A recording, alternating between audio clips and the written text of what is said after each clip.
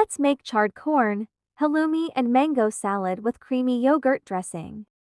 Pause the video and read the ingredients carefully. Step 1. Heat a barbecue grill or char grill pan on high. Add corn cobs and grill, no need to oil, turning, for 12–15 minutes or until charred and corn kernels are tender. Set aside to cool slightly. Step 2.